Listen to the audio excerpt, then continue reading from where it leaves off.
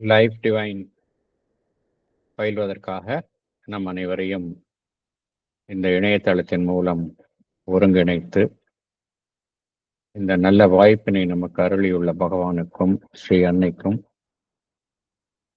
நமது நன்றியையும் வணக்கத்தையும் அவர்களது பொற்பாதங்களில் சமர்ப்பிப்போம்.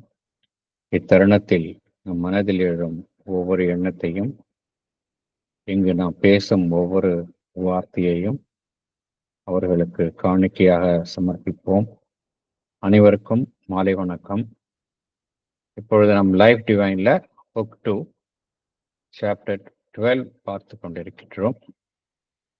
அதனுடைய தலைப்பு தி ஆரிஜின் ஆஃப் தி இக்னோரன்ஸ்.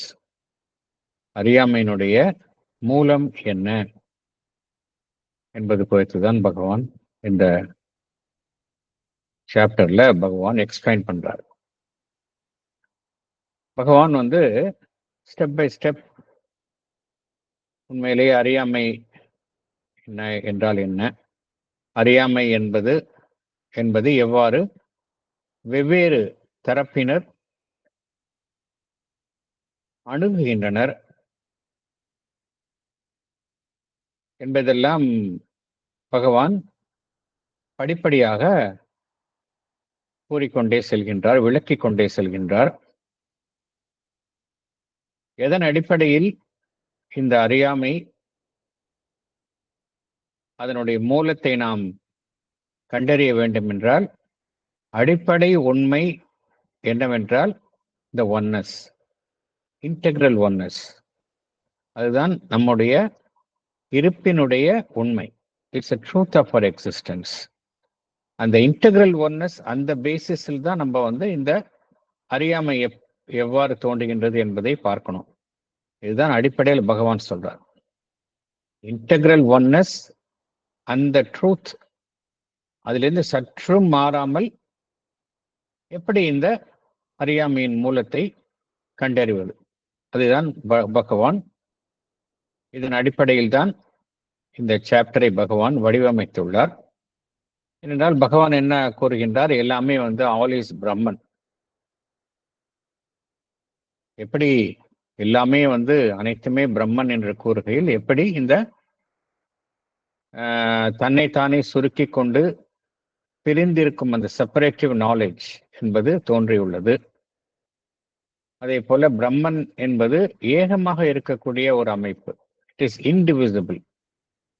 அந்த பிரிக்க முடியாத அமைப்புல எப்படி அந்த அறியாமை என்பது காணப்படுகின்றது, அது தொடர்ந்து எவ்வாறு இருக்கின்றது என்றெல்லாம் பகவான் அடிப்படை கேள்விகளை எழுப்புகின்றார். மேலும் இது குறித்து விளக்குகின்றார். அந்த பிரம்மன் என்பது ஏகமாக இன்டெகிரல்லி ஒன். அது தன்னை குறித்த அறியாமையில் இருக்க முடியாது. அதே போல எது குறித்த அறியாமையிலும் அது இருக்க முடியாது. ஏனென்றால் எல்லாமே அதுதான். அந்த அவ்வாறு கூறுகையில் இந்த ஜீவாத்மன் என்று தனியாக கருதப்படக்கூடிய தனிப்பட்ட அமைப்புகளும் அந்த பிரம்மனினுடைய ஒரு அம்சம்தான். ஜீவாத்மன் என்பது பரமாத்மனிடம் இருந்து வேறுபட்ட ஒரு அமைப்பு கிடையாது. It is no other than the absolute.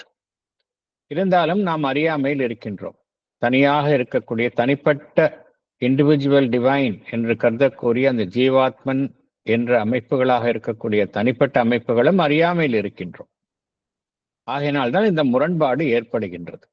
எப்படி அந்த பரம்பொருள் அறியாமையில் தன்னை ஈடுபடுத்திக் கொள்ள முடியும் என்கின்ற கேள்வி எழுகின்றது. இதற்கு ஒரு சமாதானம் கூறும் வழியாக என்ன கூறப்படுகின்றது என்றால், நம்முடைய மனம் என்பது எப்பொழுதுமே அறியாமையில் இருக்கின்றது, அறியாமையில் இருப்பிடமாக இருக்கின்றது. மனம் என்பதும் பார்த்தோம் அப்படின்னா எல்லாமே இங்க காணப்படுவது ஒட்டுமொத்த மாயை. அந்த மாயையில் மனம் என்பதும் ஒரு பகுதிதான். ஆனால் இந்த பிரம்மன் என்பது ஒரு முழுமுதற் பொருளாக அனைத்திற்கும் அப்பாற்பட்ட நிலையில் இருக்கின்றது. அதனால் அது இந்த மாயையினால் பாதிக்கப்படாமல் இருக்கின்றது. மாயையினால் பாதிக்கப்பட்ட மனம்தான் இத்தகைய அறியாமையில் இருக்கின்றது என்கின்ற ஒரு கோட்பாடை சில அமைப்புகள் முன்வைத்தன. இது குறித்தும் பகவான் என்ன கூறுகின்றார்? எல்லாமே அடிப்படையில பகவான் என்ன கூறுகின்றார்? இந்த அறியாமையினுடைய மூலத்தை ஆராய்வதில் எந்த உண்மையின் அடிப்படையில் ஆராய வேண்டும்? Integral oneness. எல்லாமே அந்த பிரம்மன், அதுதான் ஏகமாக இருக்கக்கூடிய பிரம்மன் தான் அனைத்துமே. இந்த அடிப்படையில் தான் ஆராய வேண்டும். அந்த அடிப்படையில் பார்த்தோம் என்றால், எப்படி அந்த பிரம்மன் ஒரு பக்கம் அறியாமைக்கு அப்பாற்பட்டதாகவும், மறுபக்கம் அறியாமைக்குட்பட்ட மனம் மாயையில் உழல்வதாகவும் எவ்வாறு கூறுவது? அதுவும் சாத்தியமில்லை. ஆகையினால் பகவான் என்ன கூறுகின்றார்? இந்த கருத்தை நாம் ஏற்றுக்கொள்ள முடியாது. பகவான் என்ன கூறுகின்றார்? இந்த அறியாமை என்பது எவ்வாறு நாம் எடுத்துக்கொள்ளலாம் என்றால், அறியாமை என்பது அந்த ஏகமாக இருக்கக்கூடிய அந்த பிரம்மன், அந்த பரமாத்மன், அந்த டிவைன், அதனினுடைய ஒரு இயக்கம். அது தன்னை தெரிந்தே இந்த அறியாமை என்கின்ற நிலைக்குள் உட்படுத்திக் கொள்கின்றது. அறியாமை என்பது அதன் மீது திணிக்கப்படுவதில்லை. அது தன்னுடைய தான் சங்கல்பித்தே இந்த அறியாமை என்கின்ற நிலையை ஏற்படுத்திக் கொள்கின்றது. எதற்காக என்றால், இந்த அறியாமை என்கின்ற ஒரு அம்சத்தின் மூலம் அது இந்த பிரபஞ்சத்தில் ஏதோ தனது நோக்கத்தை நிறைவேற்ற விரும்புகின்றது. அதனால் இந்த அறியாமை என்கின்ற ஒரு அமைப்பை அது தானே விரும்பி சங்கல்பித்து ஏற்றுக்கொள்கின்றது என்று வேண்டுமானாலும் நாம் எடுத்துக்கொள்ளலாம் என்று பகவான் குறிப்பிடுகின்றார். ஏனென்றால் இந்த அறியாமை என்பது அந்த பிரம்மனின் மீது திணிக்கப்படுவது இல்லை. அதனால அறியாமை என்பது எவ்வாறு எடுத்துக்கொள்ள, அறியாமை என்பது மாயை என்பதும் கிடையாது. ஏன்னா மாயை என்பது இருக்க முடியாது. ஏன்னா இன்டெகிரல் ஒன்னஸ், எல்லாமே ஒருமை என்று கூறும் பொழுது இங்கு மாயை என்கின்ற அம்சமும் ஒரு பக்கமும், மறுபக்கம் பிரம்மன் என்கின்ற ஒரு அம்சமும் இருவேறாக இருப்பது சாத்தியமில்லை.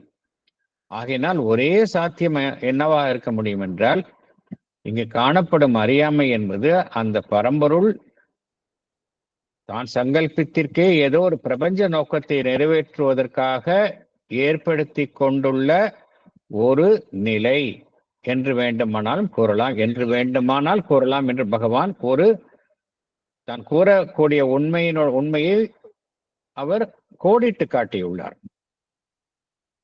மேலும் பகவான் என்ன கூறுகின்றார்?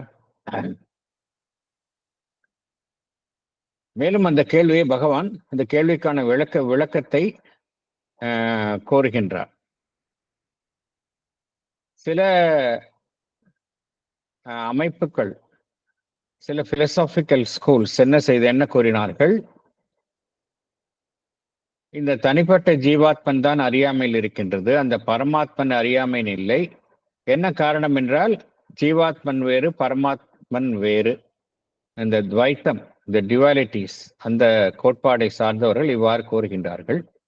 ஜீவாத்மன் வேறு, பரமாத்மன் வேறு. பரமாத்மன் எப்பொழுதுமே முழு ஞானத்தில் இருப்பது, ஜீவாத்மன் தான் எப்பொழுதுமே அறியாமையில் உழல்கின்றது. எப்பொழுதுமே இவை இரண்டும் ஒன்றாக முடியாது. The ஜீவாத்மன் can never become one with the பரமாத்மன் என்று கூறப்படுகின்றது. இது ஒரு சாரார் கூறுகின்றனர். ஆகையினால்தான் ஜீவாத்மன் எப்பொழுதுமே அறியாமையில் இருக்கின்றது என்றும் கூறுகின்றனர். இது குறித்தும் பகவான் என்ன கூறுகின்றார்? இந்த எகைன் அந்த அடிப்படை உண்மை இன்டெகிரல் ஒன்னஸ்.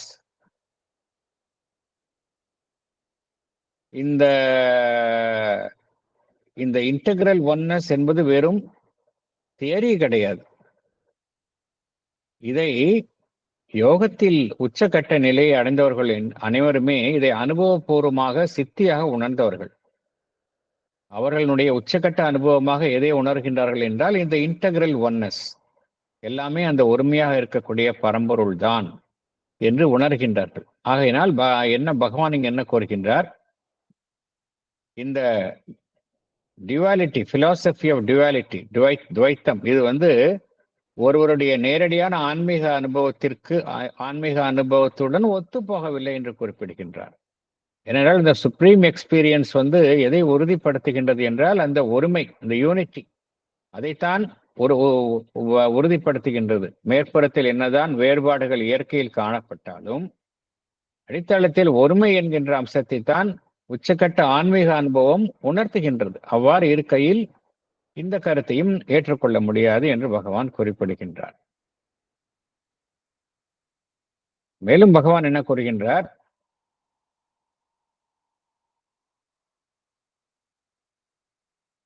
இந்த மேலும் வேறொரு கருத்தையும் பகவான் கூறுகின்றார். எல்லாமே எசென்ஷியல் ஆஸ்பெக்ட்ல ஒருமையாகத்தான் இருக்கின்றது. அதாவது ஜீவாத்மனும் சரி பரமாத்மனும் சரி எசென்ஷியல் ஆஸ்பெக்ட் என்ன?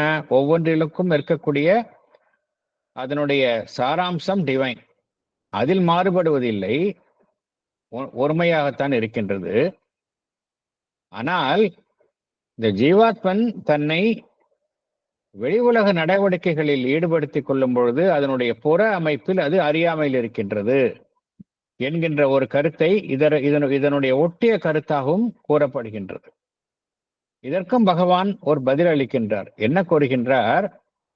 நாம் அந்த முழுமுதற் பொருளை எசென்ஷியல் ஆஸ்பெக்ட் என்றும் அதனுடைய செயல்படும் நிலையை டைனமிக் ஆஸ்பெக்ட் என்றும் கூறுகின்றோம். இந்த டைனமிக் ஆஸ்பெக்ட், செயல்படும் நிலை, அதனுடைய எசென்ஷியல் ஆஸ்பெக்ட், அதனுடைய சாராம்சத்தில் இருந்து மாறுபட்டு இருக்க முடியாது.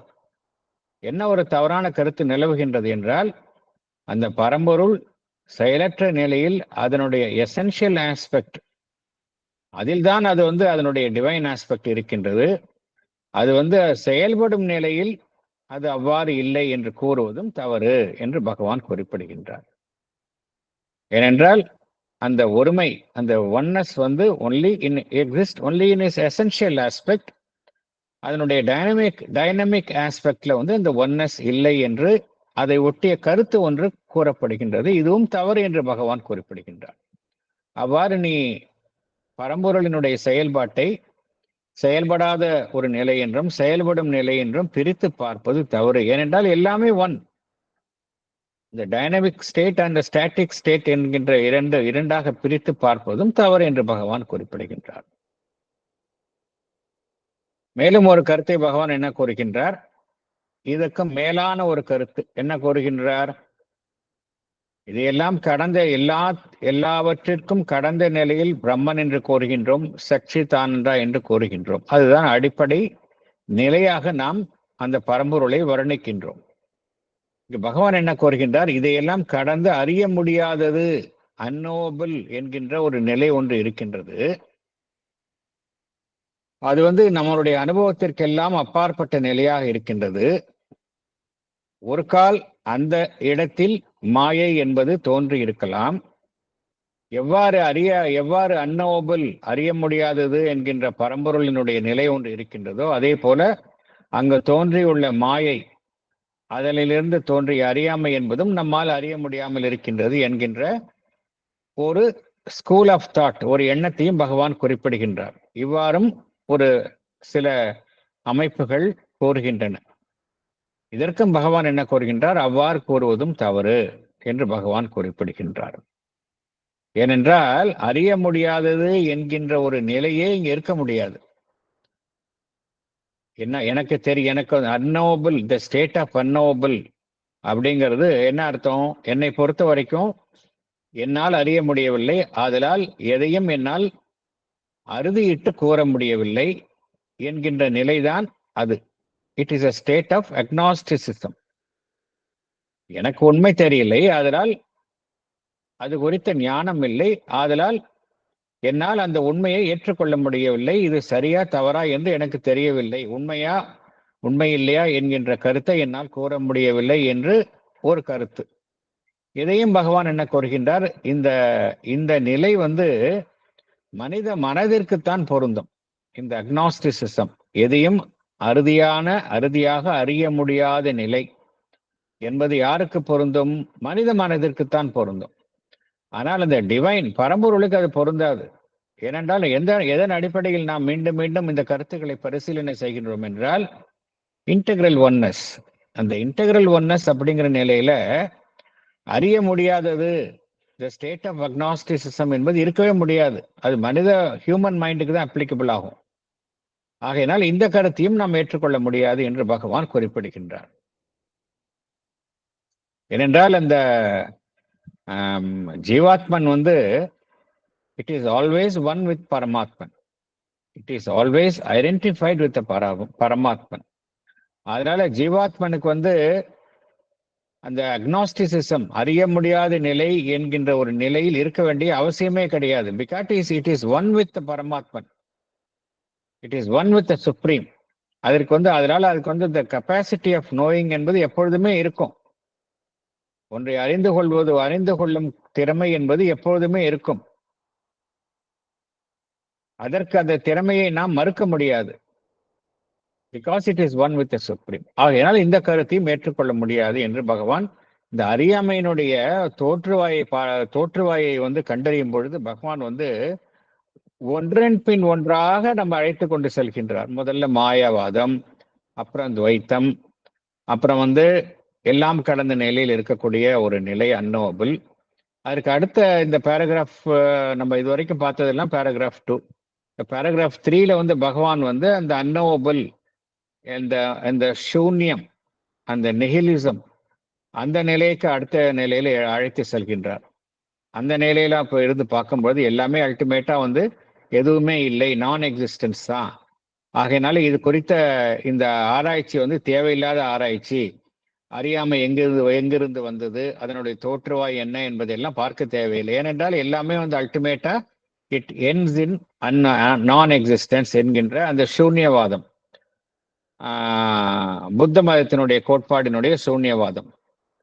அது குறித்தும் பகவான் நெக்ஸ்ட் பேராகிராஃப்ல பகவான் பேராகிராஃப் 3ல விளக்குகின்றார். அதுலேயும் அந்த அடிப்படையிலும் பார்த்தாலும் இருக்க முடியாது. ஏன்னா அந்த நான் எக்ஸிஸ்டன்ஸ் அசத் என்பது என்ன கூறுகின்றது என்றால் அதற்கான ஒரு புதிய விளக்கத்தையும் பகவான் அதோடைய வேதாந்திக் ட்ரூத் என்ன என்பதையும் விளக்குகின்றார். நம்மை தவறாக புரிந்து கொண்டிருக்கின்றோம். அசத் நான் எக்ஸிஸ்டன்ஸ் அப்படின்னா என்ன அர்த்தம் என்றால் ஒன்றுமில்லை என்பது அர்த்தம் கிடையாது. அனைத்தும் அதனுள் இருக்கின்றன. ஆனால் அதை நம் மனம் என்கின்ற உணர்வு நிலையின் மூலம் விளக்க முடியாது. அனைத்து விளக்கங்களுக்கும் அப்பாற்பட்ட நிலை என்று பகவான் அது குறித்த ஒரு விளக்கத்தை தருகின்றார். ஆகையினால அந்த பேராகிராஃப் 3லேருந்து நம்ம உள்ள போகலாம் இந்த செஷன்ல.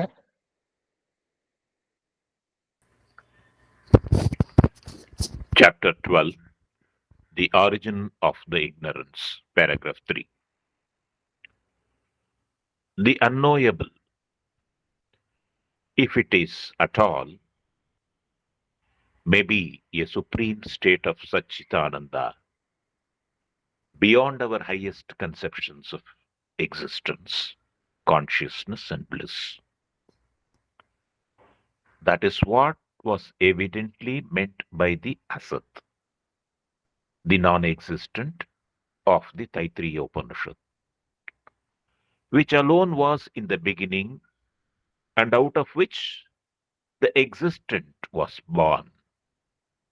And possibly too, it may be the inmost sense of the nirvana of the Buddha.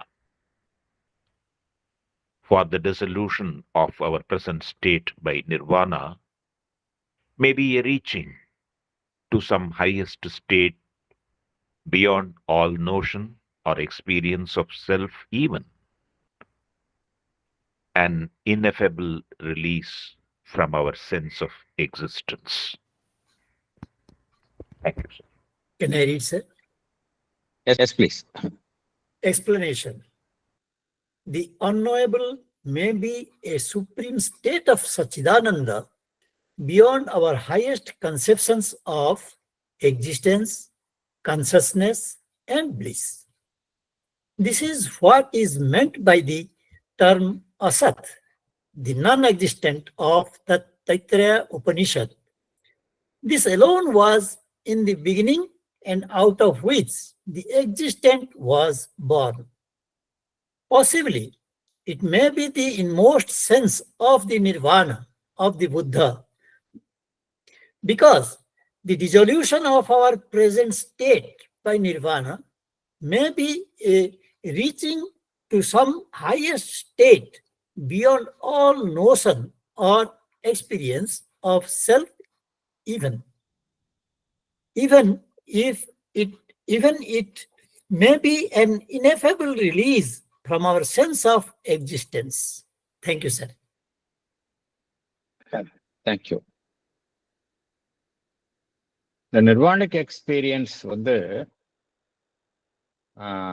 நம் அனைவரும் அறிந்துள்ளோம். பகவானுக்கு ஏற்பட்டது. பரோடாவில் இருக்கும் பொழுது அவர் லேலேயிடம் முதலாக அவருக்கு வந்து அந்த யோகா அனுபவம் எதுவென்றால் அந்த நிர்வாணிக் ஸ்டேட் கம்ப்ளீட்டா மைண்ட் வந்து பிளாங்க் ஆயிடுச்சு. இந்த நிலை வந்து பகவான் என்ன கூறுகின்றார், இந்த நிர்வாணிக் ஸ்டேட் வந்து நான் விரும்பி ஏற்கவில்லை, பட் அது என்னுள் புகுந்தது அப்படிங்கிறார். நிர்வாணா வாக்ட் இன்டு மீ அப்படிங்கிறார். I did not seek after nirvana, but nirvana walked into me அப்படிங்கிறார். அப்புறம் இன்னொரு கருத்தையும் சொல்கின்றார். அந்த அனுபவத்தில் நான் எந்த உண்மையை உணர்ந்தேன் என்றால், இதையும் கடந்த நிலை ஒன்று இருக்கின்றது என்பதைத்தான் உணர்ந்தேன் என்று கூறுகின்றார். ஸ்டேட் ஆஃப் நிர்வாணா என்பது யோகத்துல நிறைய பேருக்கு வந்து பல ஆண்டு காலம் கடுமையான தவ முயற்சியினால் கிட்டக்கூடிய ஒரு நிலையை பகவான் மூன்றே நாட்களில் கிட்டியது. இருந்தாலும் பகவான் என்ன கூறுகின்றார், அது வந்து ஒரு பிகினிங் தான் அப்படிங்கிறார். இதையும் தாண்டி நிலை ஒன்று இருக்கின்றது என்பதை அந்த அனுபவத்தின் மூலமாக பகவான் அறிந்தார். அது குறித்துதான் பகவான் கூறுகின்றார். ஏன் இந்த டிவைனை வந்து எக்ஸ்பிளைன் விளக்கும் பொழுது டிவைன் வந்து அடிப்படையில் அதனுடைய ஆட்ரிபியூட்ஸ், அதனுடைய குணங்களாக காணப்படுவது சச்சித் ஆனந்தா, எக்ஸிஸ்டன்ஸ், கான்சியஸ்னஸ் ஃபோர்ஸ், அதனுடைய இணைந்தது பிளிஸ். இவ்வாறு தான் டிவைனினுடைய அம்சங்கள் எல்லாம் விளக்கப்படுகின்றது. இவ்வாறு விளக்கப்பட்டாலும் நம்முடைய அந்த வேதாந்திக் சிஸ்டம்ல என்ன ஒரு ப்ரொவிஷன் வழங்கி வைத்துள்ளார்கள் என்றால், இதையெல்லாம் தாண்டிய நிலையும் இருக்கின்றது. இவையெல்லாம் நாம் டிவைனை வந்து இப்படியெல்லாம் விவரித்து விட்டு அதை ஒரு எல்லைக்குள் கட்டுப்படுத்த முடியாது. It is still beyond whatever has been conceived of by the mind. அதற்கான ஒரு ப்ரொவிஷன் அதை அவர்கள் வழங்கியுள்ளார்கள். அந்த ப்ரொவிஷன் தான் வந்து அசத் என்பது. ஒருபுறம் எக்ஸிஸ்டன்ஸாகவும் இருக்கின்றது, மறுபுறம் அதை கடந்த நிலையிலும் இருக்கின்றது. டிவைன் என்கின்ற ஒரு அமைப்பை உருவாக்குவதற்காகத்தான் அந்த சொல்லை அவர்கள் அறிமுகப்படுத்தினார்கள். அசத் என்றால் என்ன அர்த்தம்? நான் எக்ஸிஸ்டன்ட் அப்படின்னு அர்த்தம். அது எதை காட்டுகின்றது என்றால், அது எதுவுமே இல்லாத நிலையே இல்லை. எல்லாம் என்னதான் அதை விளக்கினாலும் அதையும் கடந்து இருக்கக்கூடிய நிலை என்பதை குறிக்கும் வண்ணம் தான் அந்த அசத் என்கின்ற, நான் எக்ஸிஸ்டன்ட் என்கின்ற அந்த ஒரு விளக்கம் அந்த வேதாந்திக் டெக்ஸ்ட்ல வழங்கப்பட்டுள்ளது. அதுதான் ஒரு ஆரம்ப நிலையாக காணப்படுகின்றது. என்ன அந்த அறியாமையினுடைய மூலத்தை ஆராயும் பொழுது, அறியாமை ஒருவேளை இந்த நிலையிலிருந்து தோன்றி இருக்கலாம். ஆகையினால எல்லாமே வந்து ஒன்றுமே இல்லாத நிலை. அந்த இறுதியில் பார்த்தோம் என்றால் எல்லாமே வந்து ஒன்றுமே இல்லை என்கின்ற நிலையில அறியாமை என்கின்ற நிலையும் அந்த நிலைக்கு உட்பட்டதுதான். இது குறித்து நாம் மேற்கொண்டு பரிசீலனை செய்ய வேண்டிய அவசியம் இல்லை என்கின்ற ஒரு கருத்து கூறப்பட்டுள்ளது. எஸ்பெஷலி புத்திஸ்ட் அவர்களுக்கு வந்து இந்த அறியாமை இருக்கின்றோம், ஏன் எப்படி அறியாமையில் வந்தது என்றெல்லாம் விளக்கம் தேவையில்லை. ஏன்னா எல்லாமே அல்டிமேட்டா எண்ட்ஸ் அப் வித் நிர்வாணா. அதுதான் ஆரம்பமா இருக்கின்றது. அதனால எல்லாமே அந்த இடத்தில் வந்து ஒன்றுமில்லாமல் போய்விடுகின்றது. Everything becomes Shunya. ஆனால் அதற்கு பகவான் என்ன கூறுகின்றார், நம்ம வந்து அந்த நிர்வாணா என்கின்ற அந்த புத்திஸ்ட் அவருடைய ரியலைசேஷன் வந்து அதனுடைய உண்மையான தத்துவம் என்னவென்றால், நாம் இப்ப இருக்கக்கூடிய நிலையை தாண்டி இதை விட ஒரு உயர்வான நிலையை எட்டுவது. அதுதான் வந்து attaining a state of nirvana என்பதை ஒழிய நாம் இல்லாமல் போய்விடுவது இல்லை என்று பகவான் குறிப்பிடுகின்றார். நம்முடைய சென்ஸ் ஆஃப் எக்ஸிஸ்டன்ஸ்லேருந்து ஒரு அதிலிருந்து விடுதலை பெற்று வேறொரு உயர்வான நிலையை எட்டுவதுதான் அந்த நிர்வாணா என்பதை ஒழிய நாமே இல்லாமல் போய்விடுவதில்லை. இட் இஸ் நாட் டிசல்யூஷன், கரைந்து போய்விடுவது இல்லை.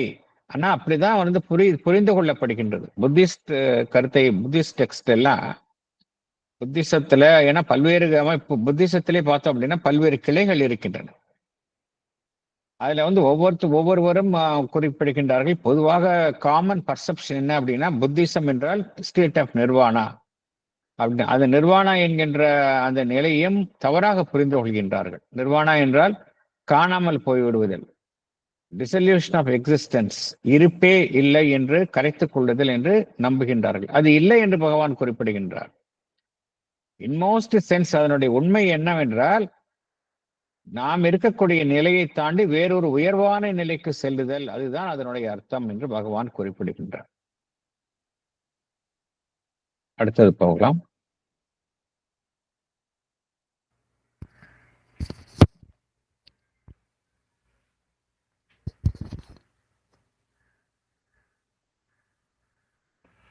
Or it may be the Upanishad's absolute and unconditioned bliss, which is beyond expression and beyond understanding, because it surpasses all that we can conceive of or describe as consciousness and existence.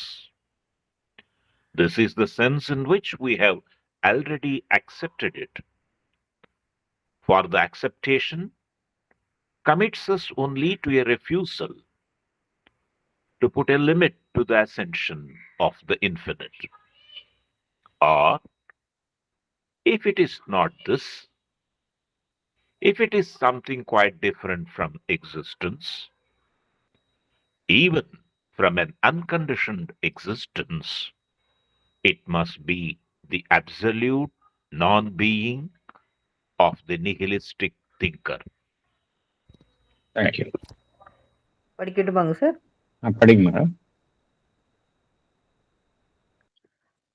The unknowable may be the Upanishad's absolute and unconditional bliss, which is beyond expression and beyond understanding, because it surpasses all that we can conceive of or describe as consciousness and existence.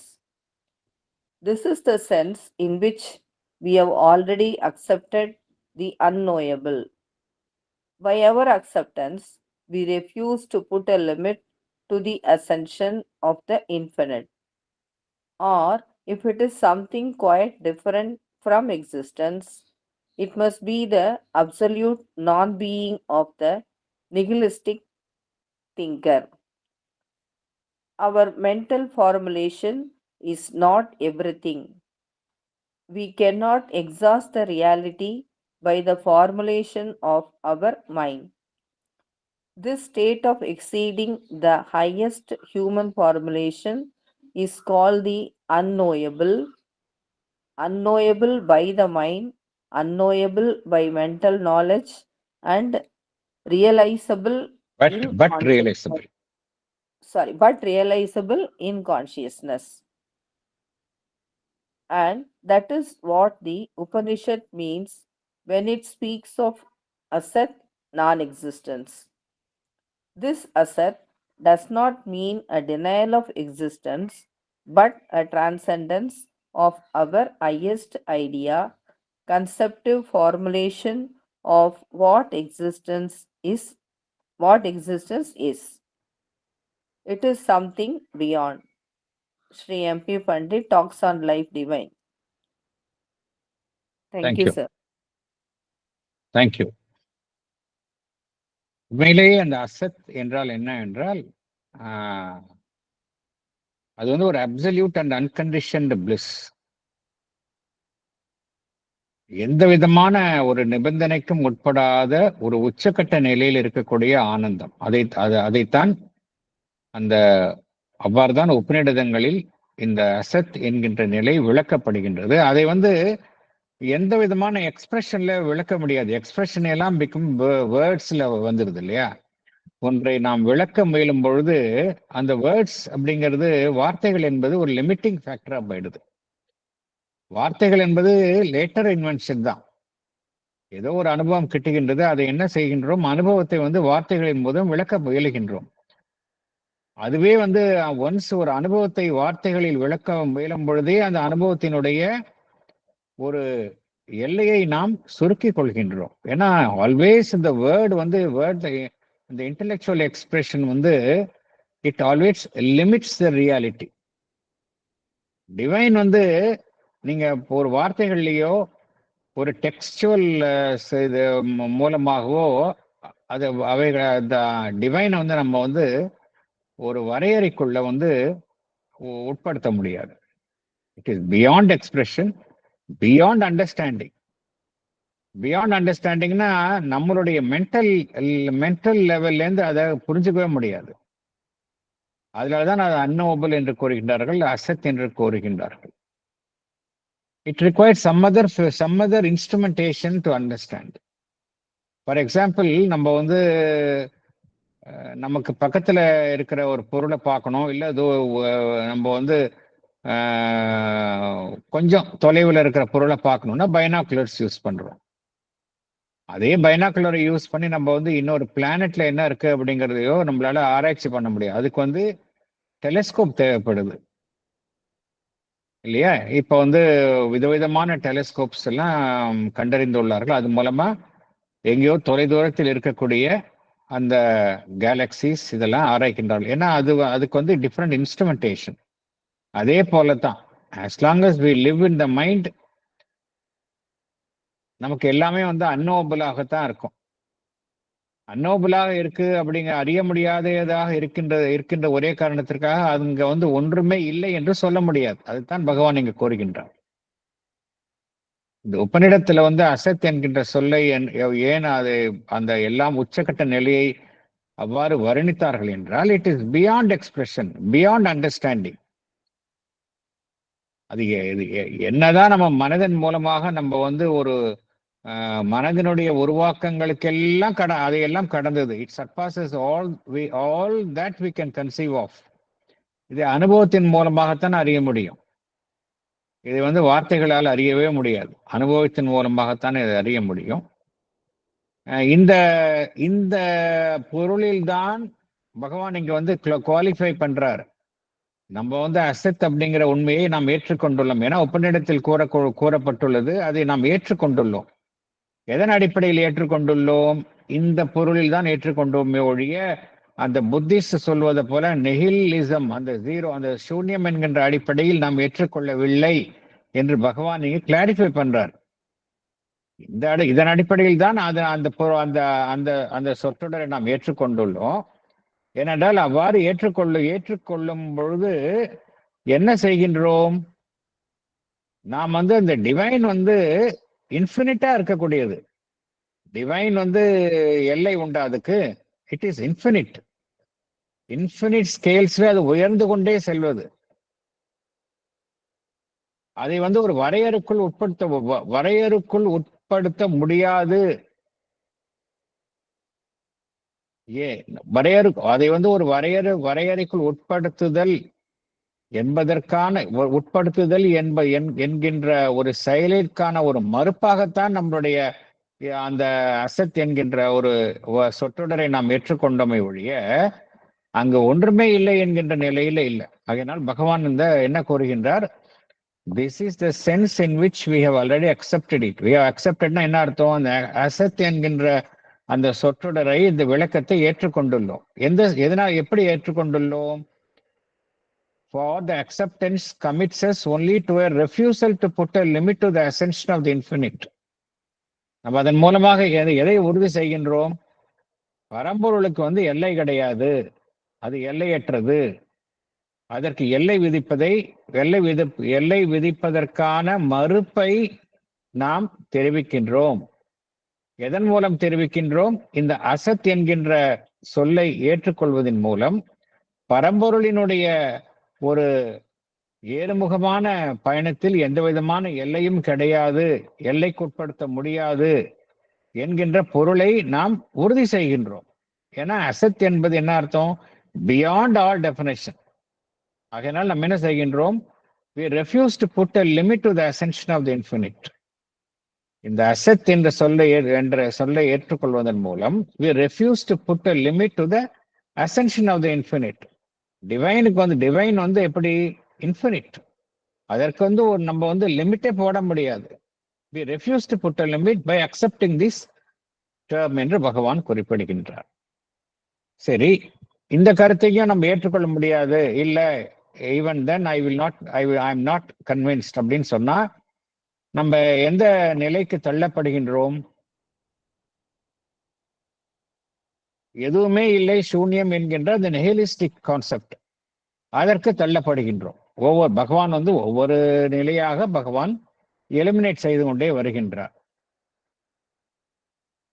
இந்த அல்டிமேட்டா உபநிடத்தில் கூறக்கூடிய அசத் நான் existence என்கின்ற நிலையை பகவான் விளக்கியுள்ளார். அதை நாம் என்னவென்று புரிந்து கொண்டுள்ளோம்.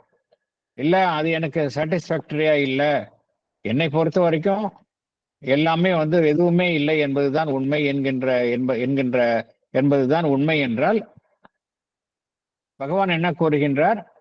If it is not this, நம்ம அந்த மேற்கொண்ட விளக்கத்தை ஏற்றுக்கொள்ளவில்லை என்றால், if it is something quite different from existence, அதாவது எதுவுமே இந்த இருப்பு என்கின்ற ஒன்று இருக்கின்றது என்கின்ற நிலைக்கு அப்பாற்பட்டது என்கின்ற ஒரு பொருளில் அதை அந்த கண்ணோட்டத்தில் பார்க்கும் பொழுது, even from an unconditioned existence it must be the absolute non-being of the nihilistic thinker. இந்த புத்த மதத்தில் சொல்வது போல அது ஒரு அப்சல்யூட் நான் பீயிங், எதுவுமே இல்லை என்கின்ற நிலையைத்தான் அந்த கருத்தை தான் நாம் ஏற்றுக்கொள்ள வேண்டும் என்று கூறுகின்றார். இது இல்லைன்னா அந்த கருத்துக்கு தான் போகணும் அப்படிங்கிறார். ஆனா அந்த கருத்துல உண்மை இருக்கின்றதா? எதுவுமே இல்லை, எல்லாமே சூன்யம் என்கின்ற கருத்தில் உண்மை இருக்கின்றதா என்றால் அதிலும் உண்மை இல்லை. அதைத்தான் பகவான் அடுத்த போர்ஷன்ல விளக்குகின்றார். எல்லாமே நான் பீயிங், எதுவுமே இல்லைன்னு சொல்ல முடியாது. ஏன்னா எப்படி out of nothing something has come. நம்மளால இந்த பிரபஞ்சத்தை பார்க்கின்றோம், எவ்வளோ விஷயத்தை பார்க்கிறோம், எப்படி ஒன்றுமே இல்லாத இடத்துல இருந்து அது வர முடியும் இல்லையா? அதைத்தான் பகவான் விளக்குகின்றார்.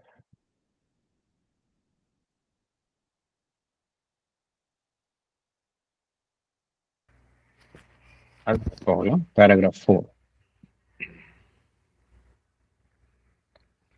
Paragraph 4. But out of absolute nothingness, nothing can come. Not even anything merely apparent. Not even an illusion. And if the absolute non-existence is not that, then it can only be an absolute, eternally unrealized potentiality, an enigmatic zero of the infinite, out of which relative potentialities may at any time emerge, but only some actually succeed in emerging into phenomenal appearance. Out of this non-existence, anything may arise, and there is no possibility of saying what or why. It is for all practical purposes a seed of absolute chaos, out of which, by some happy or rather unhappy accident, there has emerged the order of a universe. Thank you. explanation. Sir படிக்கட்டுங்களா? Yes, madam. If we take the unknowable as absolute nothingness, nothing can come out of it. Not even what seems to us apparent or what is considered illusion can come. But here there is everything. So, nothingness cannot be the origin of what we are, what we experience. If it is not an absolute nothingness, then it can only be an absolute, eternally unrealized potentiality. It can only be a mysterious zero of the infinite, out of which relative potentialities may at any time emerge. Out of such an emergence, only some succeed in emerging into actual forms and appearances. Anything may arise out of this non-existence. There is no possibility of saying what may arise or why it may arise. Some philosophers assert that it is for all practical purposes a seed of absolute chaos, out of which there has emerged the order of a universe by some happy or rather unhappy accident. Thank you, sir. Thank you. Again, Bhagavan. இன்னொரு வேறுபட்ட சிந்தனை அதன் அடிப்படையில் இதை கூறுகின்றார். Nothingness ஒன்றுமே இல்லை என்று கூறினால் அதை ஏற்றுக்கொள்ள முடியாது. ஏனென்றால் ஒன்றுமே இல்லாத நிலையிலிருந்து நாம் காணக்கூடிய பிரபஞ்சங்கள் உருவாகி இருக்க முடியாது இல்லையா? Out of absolute nothingness nothing can come. Even இந்த உலகம் என்பது மாயை என்று எடுத்துக்கொண்டாலும் கூட, ஈவன் நாம் காணும் காட்சிகள் எல்லாம் வெறும் தோற்றம்தான், மேல்புறத்தில் காணக்கூடிய அமைப்புகள் தான், அதற்கு பின்னால உண்மையே எதுவுமே இல்லை என்ற கருத்தை ஏற்றுக்கொண்டாலும் கூட அதுவும் அந்த ஒன்றுமில்லாத இடத்து நிலையிலிருந்து வந்திருக்க முடியாது இல்லையா? அதைத்தான் பகவான் கூறுகின்றார். Not even anything merely apparent, not even an illusion. மாயை ஒன்றுமே இல்லாத நிலையிலிருந்து மாயை கூட தோன்றிருக்க முடியாது அப்படிங்கிறார். ஸோ அந்த கருத்தை நாம் ஏற்றுக்கொள்ள முடியாது. வேறொரு ஸ்கூல் ஆஃப் தாட் என்ன கூறுகின்றார்கள்? அது ஒன்றுமே இல்லாத நிலை இல்லை, அது ஒரு புதிராக இருக்கக்கூடிய ஒரு சூன்யமான அமைப்பு. அந்த புதிராக இருக்கக்கூடிய ஒரு சூன்யமான அமைப்பு தன்னுள்ளே வெளிப்படாத பல்வேறு திறன்களை, அம்சங்களை கொண்டுள்ளது. அது மெல்ல மெல்ல அதிலிருந்து வெளிப்படுத்துகின்றது. அவ்வாறு வெளிப்பட்டதுதான் இந்த பிரபஞ்சம். அதில் நிறைய விஷயங்கள், வெளிப்படாத விஷயங்கள் இருந்தாலும் சில விஷயங்கள் தான் அதிலிருந்து வெளிப்படுகின்றது. அதை நாம் வெளிப்பாடாக நாம் இந்த உலகத்தில் காண்கின்றோம். நிறைய விஷயங்கள் அதில் வெளிப்படாமலேயே இருக்கின்றது, பொட்டென்சியலாக இருக்கின்றது, அன்ரியலைஸ்டாக இருக்கின்றது, சாஸ்வதமான நிலையில் இருக்கின்றது. Absolute eternally unrealised potentiality. இந்த ஒரு கருத்தையும் கூறுகின்றார்கள். அதை விட்டு வேறு ஒரு கருத்தையும் கூறுகின்றார்கள். என்ன கூறுகின்றார்கள்? இதிலிருந்து எது வேணாலும் தோன்றலாம்,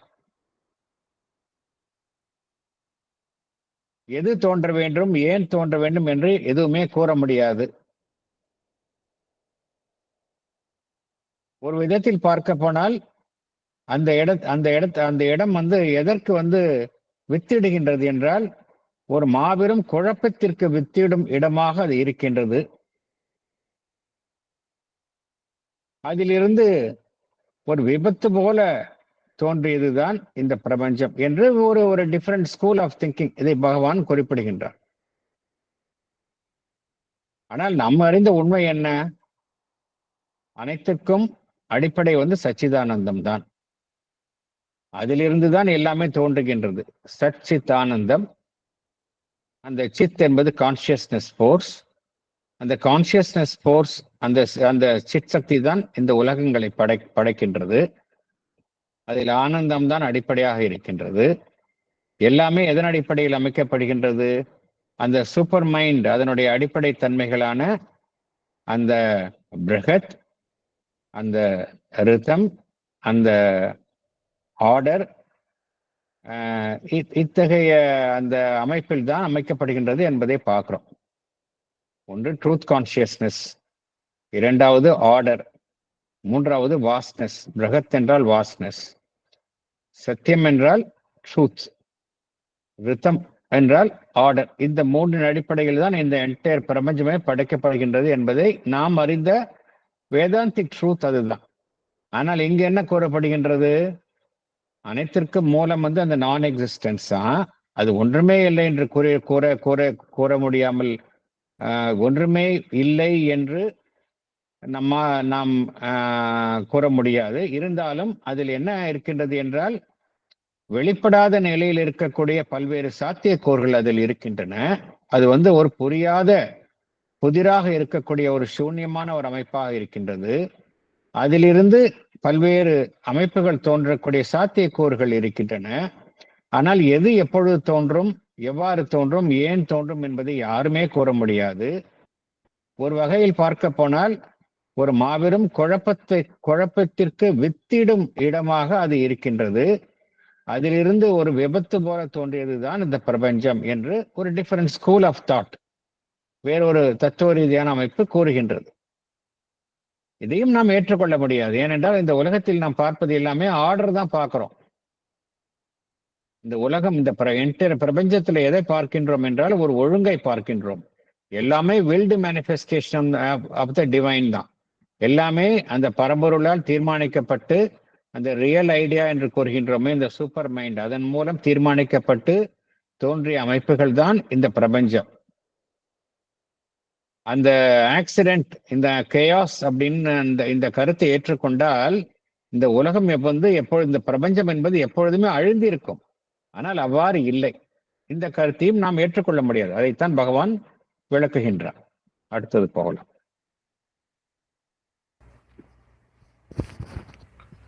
Or we may say that there is no real order of the universe. What we take for such is a persistent habit of the senses and the life and a figment of the mind, and it is useless to seek for an ultimate reason of things. Out of an absolute chaos, all paradox and absurdity can be born, and the world is such a paradox, a mysterious sum of contraries and puzzles. Or it may be, in effect, as some have felt or thought, a huge error, a monstrous and infinite delirium. Of such a universe, not an absolute conscience and knowledge, but an absolute inconscience and ignorance may be the source.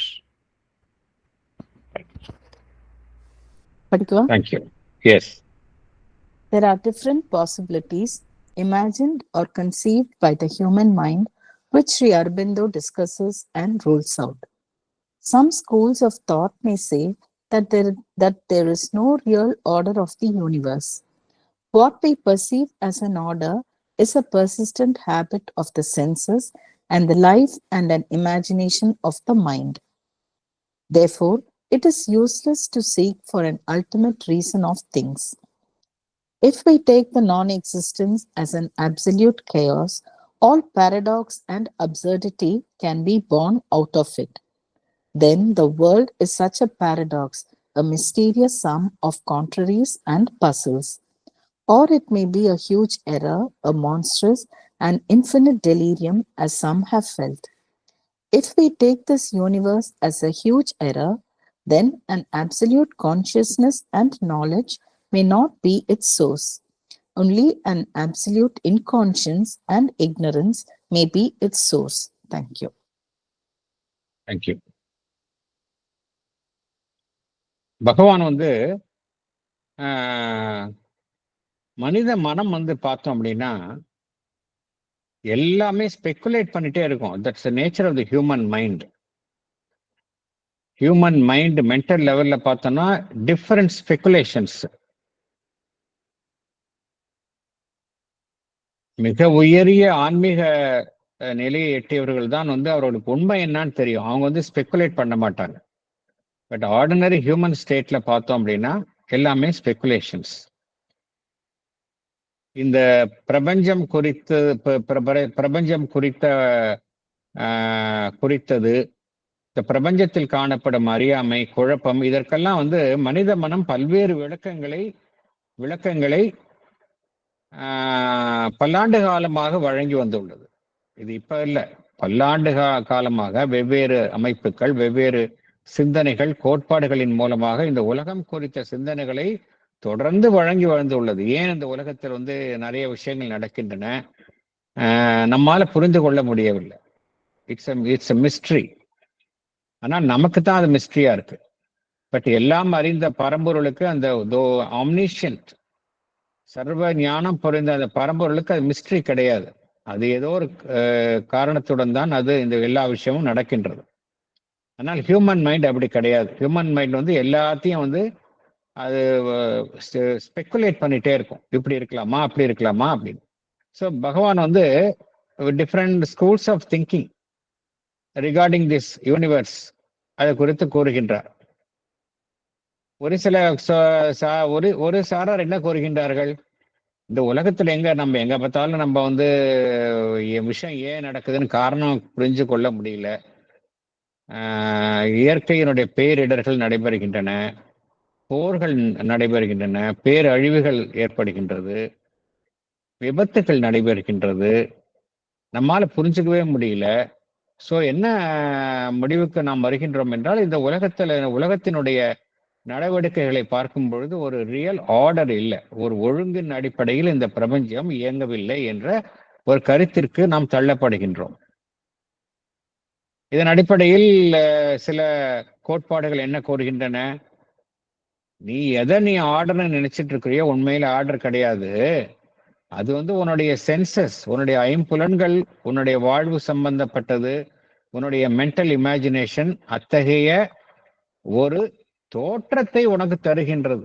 எல்லாம் அப்படியே ஆர்டர்ல நடக்கிற மாதிரி உனக்கு ஒரு தோற்றத்தை தருகின்றது. As for us the universe உடைய இயக்கத்தை பார்க்கும்போது எந்த விதமான ஒரு ஆர்டரும் கிடையாது அப்படின்னு ஒரு சர்டன் பிலாசபிஸ் கூறுகின்றன. ஆகையினால் அப்படிப்பட்ட ஒரு நிலையில நீ ஏன் இந்த உலகம் அப்படி இருக்குங்கிறத, ஏன் why are you wasting your time, அதற்கான காரணத்தை நீ ஏன் கண்டுபிடிக்கிற என்று சம் பிலாசாபிக்கல் ஸ்கூல்ஸ் இதெல்லாம் நீ don't worry about all these things, you think about the divine and go after it, escape from this world as soon as possible என்கின்ற ஒரு எஸ்கேபிஸ்ட் ஆட்டிடியூட். இதைத்தான் பகவான் இங்கு கூறுகின்றார். இது ஒரு சாரார் கூறுகின்றனர். அதே போல இன்னொரு சாரார் என்ன கூறுகின்றனர், எல்லாத்துக்கும் அடிப்படை ஒன்றுமில்லாத நிலை. ஒன்றுமில்லாத நிலைதான் எல்லா குழப்பத்திற்கும் வித்திடும் ஒரு அமைப்பாகவும் அதற்கான மூலமாகவும் இருக்கின்றது. அதிலிருந்து எல்லா விதமான புதிர்கள், எதிர்முதிரான புதிர்கள், அப்சர்டிட்டினா நம்மால ஏற்றுக்கொள்ள முடியாத விஷயங்கள் எல்லாம் அதிலிருந்து தான் பிறக்கின்றன. உலகமும் அவ்வாறு தோன்றிய ஒரு பாரடாக்ஸ் தான். பாரடாக்ஸ்னா ஒரு மிகப்பெரிய ஒரு புதிர், ஒரு நம்மால புரிந்து கொள்ள முடியாத ஒரு விஷயம். உலகமும் அப்படிப்பட்டதுதான். உலகம் என்பது ஒரு mysterious sum of contraries and puzzles. Mysterious sum of contraries and puzzles, எல்லாமே எதிரும் புதிருமா இருக்கின்றன. பசில்ஸ் நம்மால அதுக்கு விடை காணவே முடியாது. அப்படிப்பட்ட ஒரு அமைப்புகளுடைய ஒட்டுமொத்த அமைப்பு தான் இந்த உலகம். அது உலகம் என்பது ஒரு மிகப்பெரிய பிழை. இட்ஸ் a huge error, ஒரு ராட்சச ஒரு அமைப்பு. And infinite delirium. டெலீரியம்னா என்ன அர்த்தம் நம்மளுக்கு? இப்போ ஃபார் எக்ஸாம்பிள், சில பேருக்கு ஃபீவர் அதிகமாயிடுச்சு அப்படின்னா ஜன்னி உளறுகின்றார்கள். ஃபீவரிஷா இருக்கும் பொழுது உளர ஆரம்பித்து விடுவார்கள். ஒரு கன்ஃபியூஸ்டு, ஒரு டிஸ்ஓரியன்டட் ஸ்டேட். அவங்களால சரியான முறையில் திங்க் பண்ண முடியாது, கிளாரிட்டி ஆஃப் திங்கிங் இருக்காது. அப்படிப்பட்ட ஒரு நிலைதான் என்றெல்லாம் கூறப்படுகின்றது. இந்த பிரபஞ்சம் என்பது ஒரு மிகப்பெரிய பிழை என்றால் இந்த இடத்துல வந்து நாம் எண்ணுவது போல ஒரு அப்சல்யூட் கான்சியஸ்னஸ், ஒரு அப்சல்யூட் நாலேஜ் நிச்சயமாக அதனுடைய தோற்றுவாயாக இருக்க முடியாது. நாம் என்ன கோருகின்றோம்? What is a Vedantic truth? சச்சிதானந்தம் தான் அனைத்திற்கும் மூலமாக இருக்கின்றது என்பதுதான் ட்ரூத். ஆனால் இத்தகைய ஒரு தத்துவ கோட்பாடுகள் என்ன கோருகின்றன? இதையெல்லாம் பார்க்கும் பொழுது உலகமே குழப்பத்தில் இருக்கு. எப்படி அதற்கு வந்து அதனுடைய தோற்றுவாய் வந்து அந்த சச்சிதானந்தமாக இருக்க முடியும்?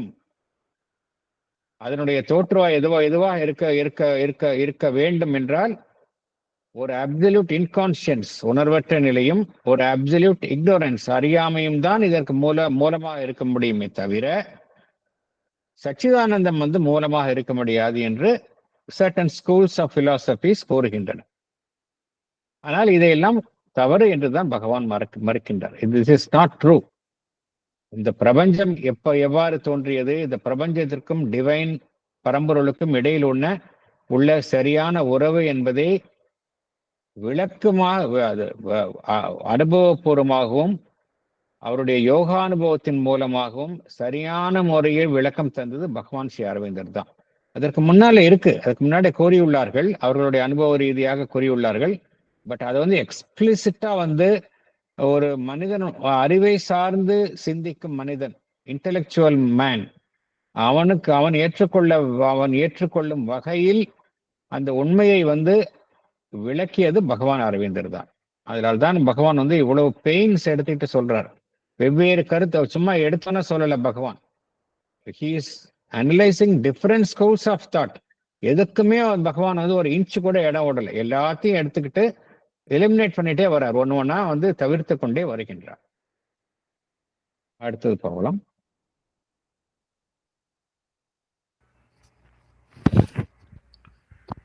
Anything may be true in such a cosmos. Everything may have been born out of nothing. Thinking mind may be only a disease of unthinking force or inconscient matter. Dominant order, which we suppose to be existence according to the truth of things, may be really the mechanical law of an eternal self-ignorance and not the self-evolution of a supreme self-ruling conscious will. Perpetual existence may be the constant phenomenon of an eternal nihil. All opinions about the origins of things become of an equal force, since all are equally valid or invalid. For all become equally possible where there is no sure starting point and no ascertainable goal of the revolutions of the becoming. Thank you. Yes. Thank you.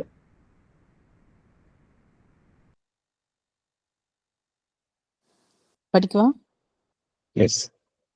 If inconscience and ignorance is the source of this universe, then anything may be true in such a cosmos. Everything may have been born out of nothing. Thinking mind may be only a disease of unthinking force or inconscient matter. We think that the dominant order is supposed to be existence according to the truth of things, but it may really be the mechanical law of an eternal self-ignorance. It may not be the self-evolution of a supreme self-ruling conscious will. Perpetual existence may be the constant phenomenon of an eternal nihil. All opinions about the origins of things become of an equal force, since they are equally valid or invalid. When there is no sure starting point or no ascertainable goal of the becoming, all become equally possible. Thank you. பகவான் வந்து again different schools of thought வந்து பகவான் வந்து again அதனுடைய ஒட்டுமொத்தமாக கூறக்கூடிய கருத்துக்களை வந்து இங்க ஒரு சேர கூறுகின்றார். ஒரு விபத்தாக இந்த பிரபஞ்சம் என்பது it is a manifestation of the divine. அதுதான் உண்மை. அந்த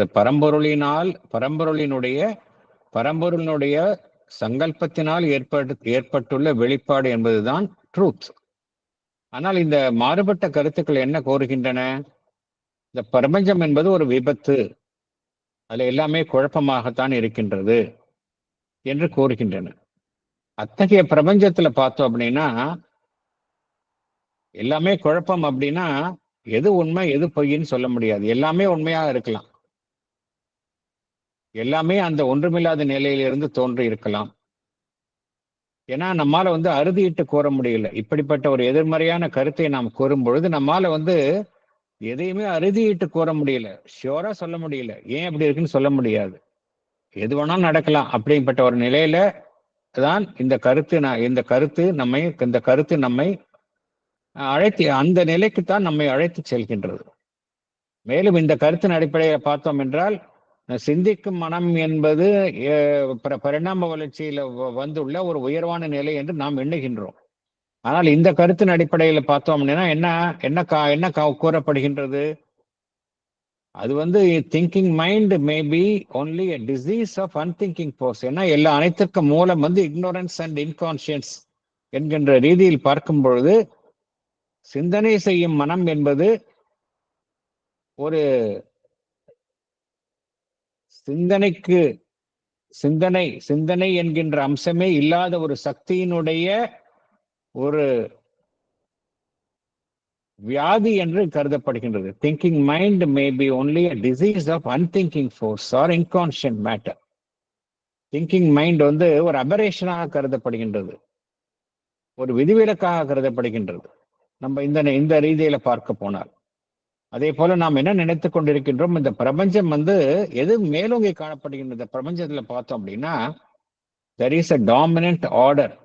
இந்த ஒழுங்குதான் இந்த பிரபஞ்சத்துல என்டையர் பிரபஞ்சத்துல ஒழுங்கு காணப்படுகின்றது.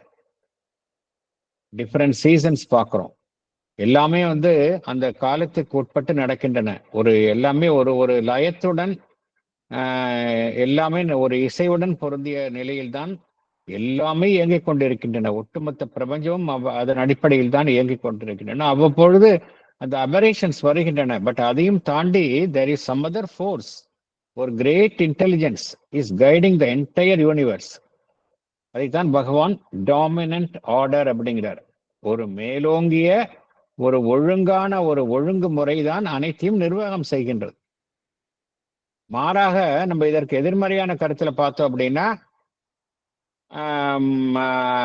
அது அவ்வாறு இல்லை. அது ஏதோ ஒரு இயந்திரகதியான விதிதான், முற்றிலும் ஒரு அறியாமையில் செயல்படும் ஒரு இயந்திரகதியான விதிதான் இந்த பிரபஞ்சத்தை நடத்துகின்றது என்கின்ற ஒரு எதிர்மறையான கருத்தைத்தான் இதன் மூலம் வெளிப்படுத்தப்படுகின்றது. உண்மையிலேயே உண்மை என்னவென்றால் இந்த பிரபஞ்சத்தை நடத்துவது அந்த பரம்பொருளினுடைய சங்கல்பம். அந்த சங்கல்பம் என்ன செய்கின்றது? பரிணாம வளர்ச்சியின் மூலம் மெல்ல மெல்ல மெல்ல தன்னை வெளிப்படுத்தி கொண்டு தானே இந்த ஒட்டுமொத்த பிரபஞ்சத்தையும் ஆட்சி புரிந்து நடத்துகின்றது. அதுதான் உண்மை. ஆனா எதிர்மறையாக இதே கருத்தை பார்க்கும் பொழுது என்ன கூறப்படுகின்றது? அதெல்லாம் ஒண்ணும் இல்லை, எல்லாமே ஒரு மெக்கானிக்கல் லா தான், இயந்திர கதியால் தான் எல்லாமே செயல்படுகின்றது, முற்றிலும் அறியாமையில் செயல்படுகின்றது என்கின்ற எதிர்மறையான கருத்து. அதே போல நம்ம இங்க இந்த பிரபஞ்சத்துல என்ன பார்க்கிறோம்? தொடர்ச்சியான இருப்பு. மனிதர்கள் மரணம் அடைகின்றார்கள், பொருள்கள் அழிக்கின்றன, ஆனால் மீண்டும் தோன்றுகின்றன. So what we see in this world is தொடர்ச்சியான இருப்பு, perpetual existence காண்கின்றோம். ஏன் தொடர்ச்சியான இருப்பு என்பது காண்கின்றோம்? அதன் மூலமாகத்தான் பரிணாம வளர்ச்சி மெல்ல மெல்ல மெல்ல தன்னை வெளிப்படுத்திக் கொண்டே வருகின்றது. There is an evolution of consciousness. அது எதன் மூலம் சாத்தியமாகின்றது என்றால் இந்த perpetual existence. ஆனால் இதே கருத்தை எதிர்மறையாக பார்க்கும்பொழுது எவ்வாறு காணப்படுகின்றது? அது perpetual existence may be the constant phenomenon of an eternal nihil. எல்லாமே சூன்யம் தான், சாஸ்வதமாக இருக்கக்கூடிய நிலை சூன்யம். அதனுடைய வெளிப்பாடாக தோன்றுவதுதான் தொடர்ச்சியான இருப்பு என்று இதற்கு எதிர்மறையான கருத்தாக கூறப்படுகின்றது. அதே போல பார்த்தோம் என்றால் அனைத்திற்கும் மூலம் சச்சிதானந்தம் தான், அதுதான் உண்மை. ஆனால் இந்த எல்லாமே ஒரு உணர்வற்ற நிலையிலிருந்தும் ஒரு நான் எக்ஸிஸ்டன்ஸ், எதுவுமே இல்லாத சூன்யமான நிலையிலிருந்தும் தோன்றுகின்றது என்று கூறும் பொழுது இங்கு என்ன எதிர்மறையான கருத்து கூறப்படுகின்றது என்றால், all opinions about the origins of things become an equal force. எவ்வாறு இங்கு அனைத்துமே எவ்வாறு தோன்றியுள்ளன என்பது குறித்த அனைத்து கருத்துக்களும் பார்த்தோம் அப்படின்னா அனைத்துமே உண்மை. ஏன்னா எல்லாமே குழப்பமான நிலையில் இருக்கின்றது. அனைத்தையும் நாம் உண்மை என்றும் ஏற்றுக்கொள்ளலாம், அல்லது உண்மை அல்ல என்று நிராகரிக்கலாம். ஏன் அப்படி அந்த அப்படிப்பட்ட ஒரு குழப்பமான நிலை, ஒரு தெளிவற்ற நிலை என்று காணப்படுகின்றது என்றால், இங்க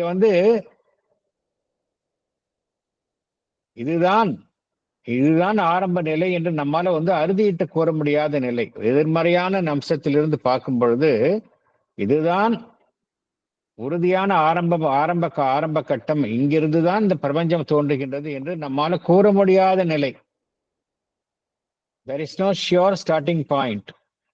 அதே போல எதை நோக்கி இந்த பிரபஞ்சம் செல்கின்றது, எந்த இலக்கை நோக்கி இந்த பிரபஞ்சம் பயணிக்கின்றது என்றும் கூற முடியாத நிலையில எல்லாமே சாத்தியமாகின்றது. இது எதிர்மறையாத நிலை. உண்மை என்ன அப்படின்னு பார்த்தோம்னா, எல்லாத்துக்கும் மூலம் அந்த பிரம்மன் தான், அதுதான் உண்மை. அனைத்திற்கும் ஸ்டார்டிங் பாயிண்ட் அந்த பிரம்மன். அந்த பிரம்மன் என்ன செய்கின்றது? அந்த சச்சிதானந்தம் தன்னை அறியாமை என்கின்ற நிலையில கீழே இறக்கம் கொண்டு தன்னை அறியாமை என்கின்ற நிலையில் தன்னை மறைத்துக் கொள்கின்றது. there is a descent, there is a involution.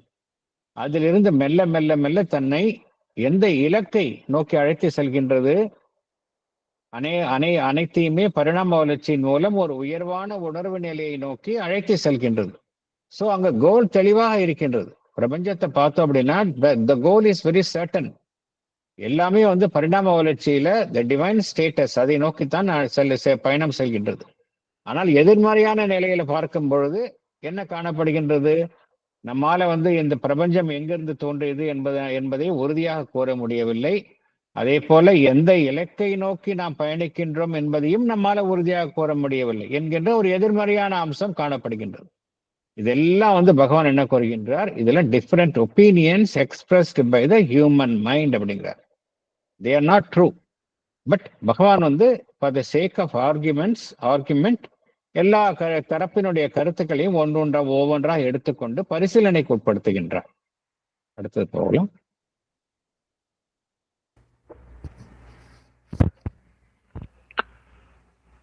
All these opinions have been held by the human mind, and in all there has been profit, even if we regard them as errors. For errors are permitted to the mind because they open doors upon truth. Negatively by destroying opposite errors, positively by preparing an element in a new constructive hypothesis.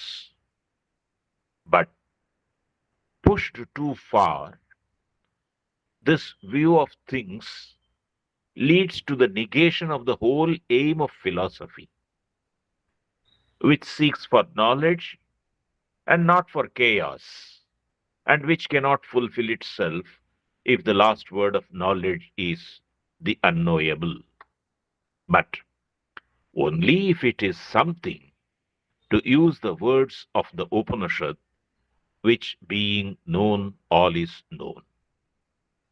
Thank you. Thank you.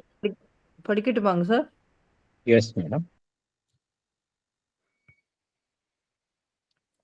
We have discussed above all the opinions that have been held by the human mind.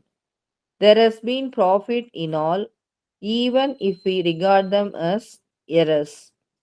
Because errors are permitted as they become useful in opening the doors upon the truth. They do it negatively by destroying opposite errors. They do it positively by preparing an element in a new constructive hypothesis. An error is an incomplete knowledge. They become stepping stones to true knowledge.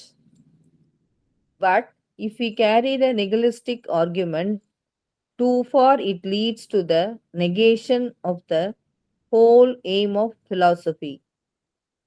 The aim of philosophy is to seek for knowledge and not for chaos.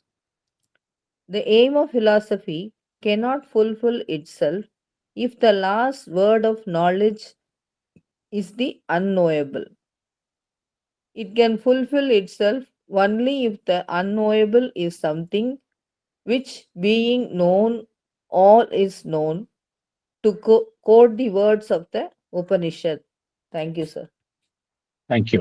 பகவானினுடைய இந்த comprehensive மைண்டினுடைய பகவானினுடைய அணுகுமுறை எப்பொழுதுமே விஸ்தீரமானது, ஒரு நேரோவாகவே இருக்காது. பகவானினுடைய அப்ரோச்சே அப்படிதான்.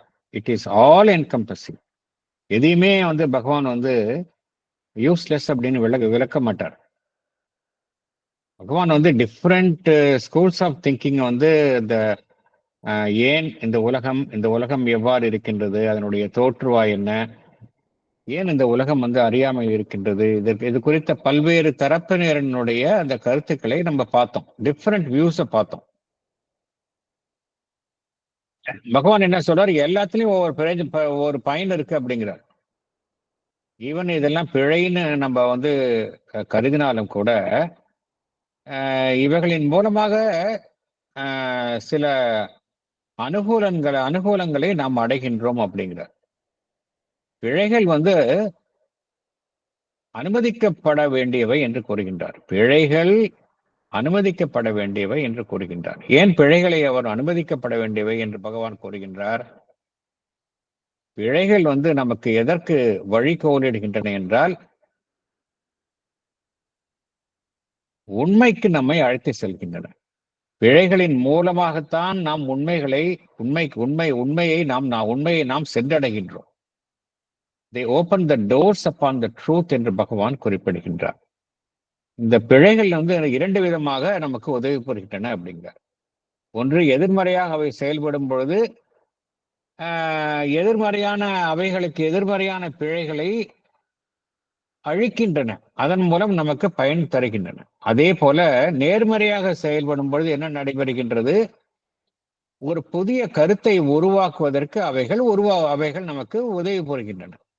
இப்ப சயின்டிபிக்கா பார்த்தோம் அப்படின்னா, பெரிய பெரிய சயின்டிபிக் டிஸ்கவரிஸ் எல்லாம் உடனே கண்டுபிடித்து விடுவதில்லை. நம்பர் ஆஃப் ஃபெயிலியர்ஸ், அதற்கு அப்புறம் தான் ஒரு உண்மை கண்டறியப்படுகின்றது. அப்படின்னா இந்த ஃபெயிலியர்ஸ் எல்லாம் யூஸ்லெஸ்ன்னு சொல்ல முடியாது. ஒவ்வொரு தோல்வியின் மூலமும் ஒரு புதிய உண்மை கண்டறியப்படுகின்றது. அதன் மூலமாக அந்த உண்மையை மேலும் மேலும் அந்த உண்மையை நோக்கி பயணம் ஒரு விஞ்ஞானி பயணம் செய்கின்றார். இறுதியாக எது சரியான உண்மையோ அதை கண்டறிகின்றார். So errors become the stepping stones. அதைத்தான் இங்க பகவான் குறிப்பிடுகின்றார். பிழைகளை நம்ம பிழைகள் அனுமதிக்கப்பட வேண்டியவைதான் என்று பகவான் குறிப்பிடுகின்றார். நம்ம அதை நம்ம டிஸ்மிஸ் பண்ண முடியாது அப்படிங்கிறார். பிழைகள் இன்கம்ப்ளீட் நாலேஜ், அதுதான் அப்படிதான் சொல்லணுமே ஒழிய they are not falsehood, பொய்மை என்று சொல்ல முடியாது. they are incomplete knowledge. they become stepping stone to the true knowledge. இதுதான் பகவானினுடைய கருத்து. அதனால்தான் பகவான் எல்லாத்தையும் சொல்லிட்டு they are all useful அப்படிங்கிறார். அதே சமயம் பகவான் ஒரு எச்சரிக்கையை தருகின்றார். சூன்யவாதம் அதை நம்ம ரொம்ப if we carry it too far, அதோட எக்ஸ்ட்ரீமுக்கு நம்ம போனோம் அப்படின்னா அது நம்ம எதுக்கு அது இந்த தத்துவ ரீதியான ஆராய்ச்சியினுடைய முழு நோக்கத்தையுமே அது மறுப்பதாக அப்படிங்கிறார். அப்படின்னு எல்லாமே சூன்யம் அப்படின்னா எதை பத்தி நம்ம கவலைப்பட தேவையில்லையே. அல்டிமேட்டா எல்லாமே சூன்யம் அப்படின்னா வை பிலாசபி, வை ஸ்பிரிச்சுவாலிட்டி, வை ரிலிஜன் எல்லாமே யூஸ்லெஸ்ஸா போயிடும். ஆகையால இந்த நிகலிஸ்டிக் ஆர்குமெண்ட், இந்த சூன்யவாதத்தை நம்ம எல்லாத்தையும் சொல்லிட்டார் பகவான். எல்லாத்தையும் சொல்லிட்டு இது மாத்திரம் குவாலிஃபை பண்றார் பகவான். If you carry the nihilistic argument too far, it leads to the negation of the whole aim of philosophy. Philosophies-லாம் எதுக்கு? ஞானத்தை அடைவதற்கு, குழப்பத்திலிருந்து ஒரு தெளிவை நமக்கு தருவதற்கு தான் இந்த பிலாசபிஸ்லாம் இருக்கு. எல்லாமே இறுதியில சூன்யத்துல முடியும் அப்படின்னா இந்த பிலாசபியினுடைய நோக்கம் அங்க நிறைவேறாமல் போய்விடும்.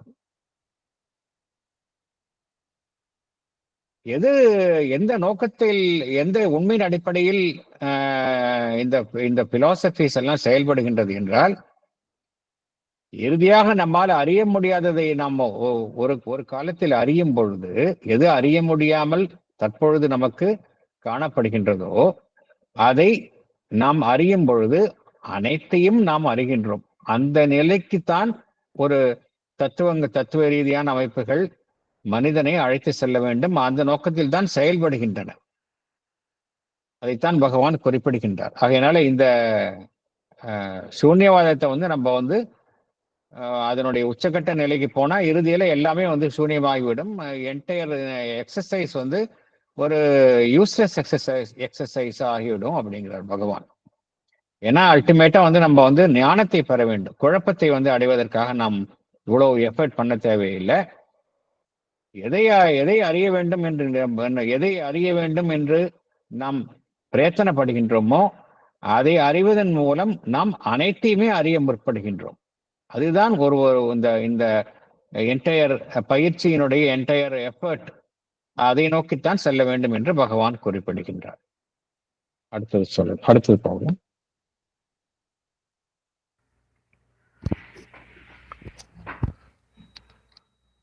The unknowable, not absolutely unknowable, but beyond mental knowledge, can only be a higher degree in the intensity of being of that something. A degree beyond the loftiest summit attainable by mental beings. And if it were known as it must be known to itself, that discovery would not destroy entirely what is given us by our supreme possible knowledge,